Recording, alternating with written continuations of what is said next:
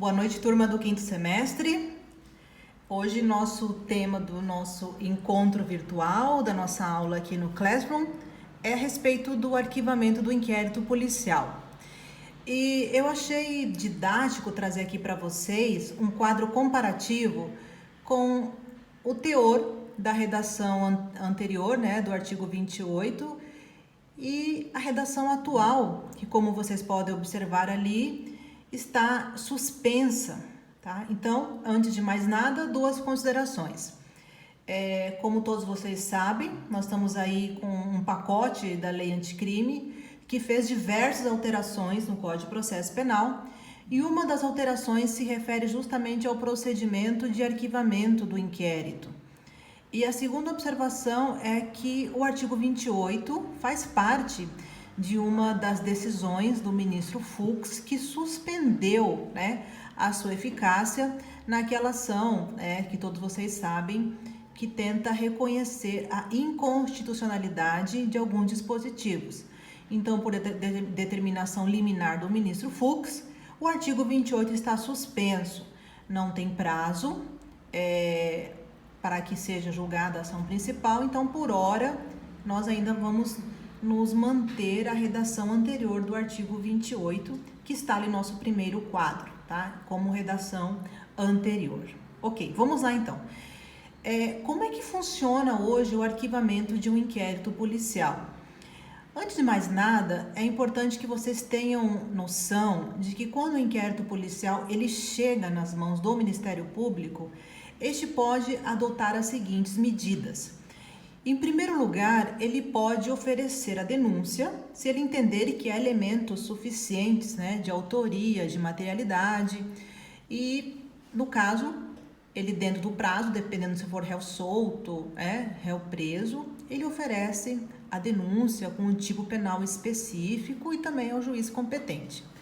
Mas pode acontecer também que o MP, ele, ao invés, de apresentar a denúncia, ele requeira o arquivamento desse inquérito ou, vejam bem, ou de quaisquer peças de informação. E aqui nós temos aquela alusão à possibilidade de nós não precisarmos de inquérito policial. Ou seja, o Ministério Público pode ter em mãos outros elementos de informação que não seja apenas um inquérito policial.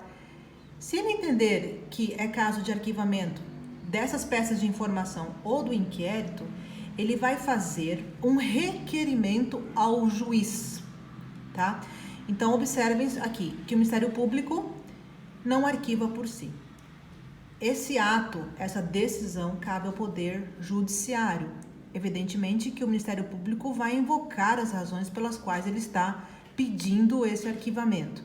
Por exemplo, pode de repente acontecer uma situação prevista lá no artigo 107 do Código Penal, uma causa de extinção de punibilidade, morte do agente, ou de repente uma prescrição. E aí o que acontece nesse caso? Somente o juiz é que vai poder decidir se é caso de arquivamento ou não, tá? Então, essa decisão ela é judicial, ela passa sim pela chancela do magistrado.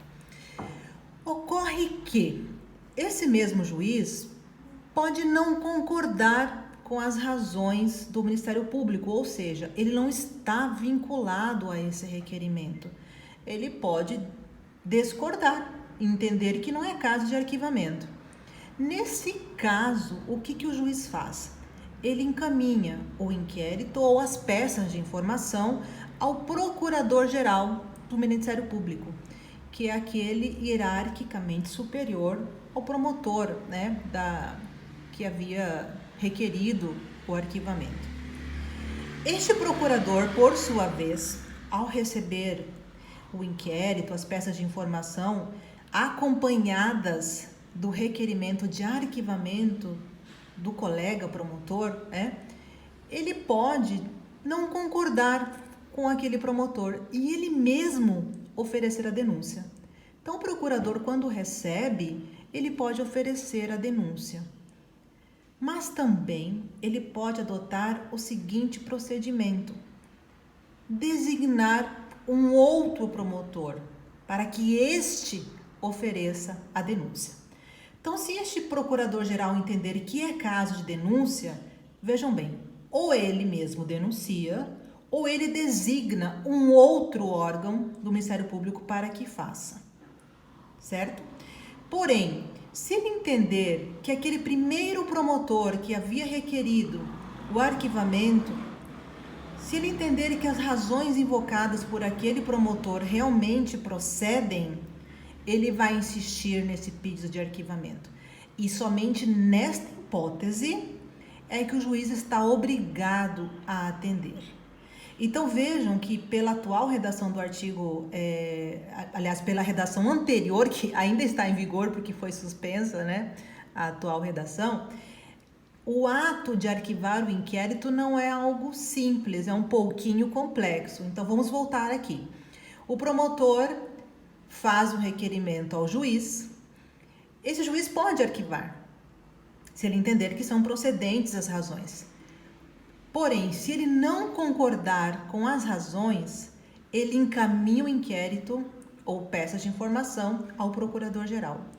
Este procurador oferece a denúncia, indica um outro promotor para que este o faça, ou ele pode insistir no arquivamento. E somente nesta situação é que o juiz está obrigado a arquivar, ok? Então vejam aqui que pelo artigo 28... é um ato judicial, o arquivamento dessa fase pré-processual passa pela chancela judicial. Embora nós não tenhamos nada de processo, é uma fase pré-processual, a ação penal nem se iniciou, tá? Então aqui nós temos que passar pelo crivo do Poder Judiciário. Muito bem, como é que está a situação agora do artigo 28 que está suspenso?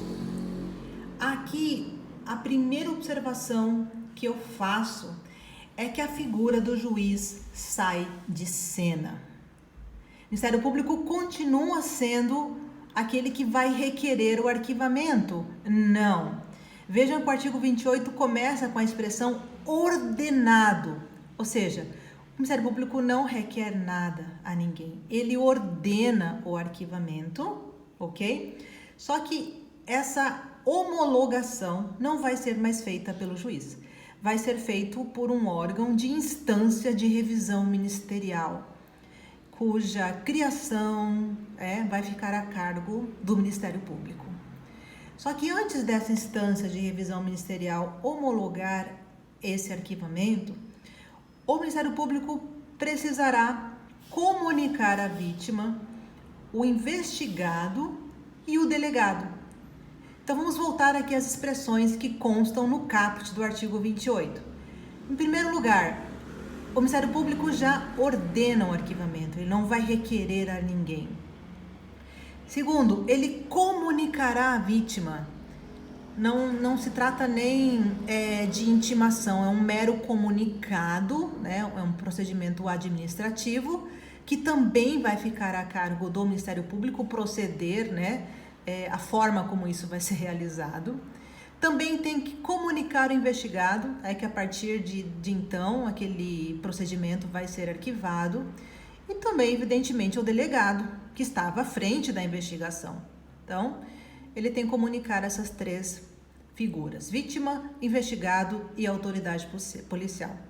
E, ao mesmo tempo, ele vai encaminhar esse inquérito ou elementos de informação para essa instância de revisão ministerial, que aí, então, vai proceder à homologação. Então, vejamos aqui que vai ficar a cargo do Ministério Público todo esse procedimento de comunicar a vítima, investigado, autoridade policial e criar essa instância de revisão ministerial para que possa homologar o arquivamento.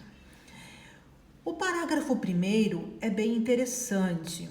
Ele cria a hipótese da vítima ou seu representante legal dentro de um prazo de 30 dias a contar da data que eles receberam a comunicação do arquivamento, de se valerem de um recurso contra esse arquivamento.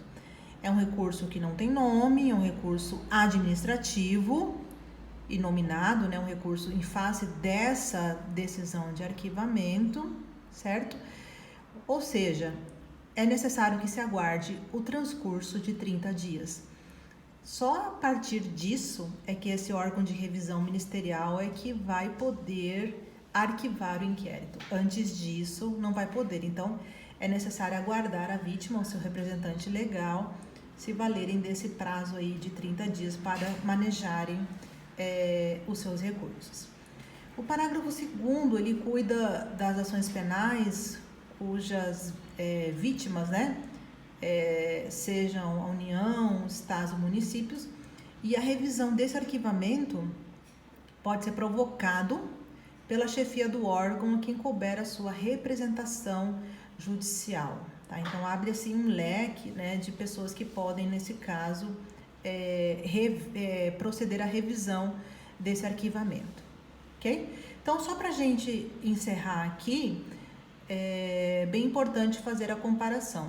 Atualmente, pela regra do artigo 28, somente o juiz pode arquivar. Pela redação atual que está suspensa, sai a figura do juiz e entra um órgão de instância de revisão ministerial que vai ser criado pelo próprio órgão do Ministério Público, devendo este mesmo promotor, né, que ordenou o arquivamento, intimar a vítima, investigado e o delegado, e a vítima ela tem ainda um prazo de 30 dias para poder ingressar com esse recurso administrativo, discordando, né, das razões que foram invocadas, ok? Pessoal, então a gente fecha aqui o nosso tema, lembrando que nós continuamos com a redação aqui do artigo 28, ela ainda está em plena vigência, porque a redação atual está suspensa pela liminar, e nós estamos aí aguardando o julgamento da ação principal para a partir daí a gente poder fazer algumas considerações, como é que vai ser feita essa comunicação da vítima, quem vai fazer parte dessa instância de revisão ministerial, enfim, o próprio órgão do Ministério Público vai ter que dispor, através dos seus documentos internos, a regulamentação desse dispositivo legal, ok? Boa noite a todos e até a próxima!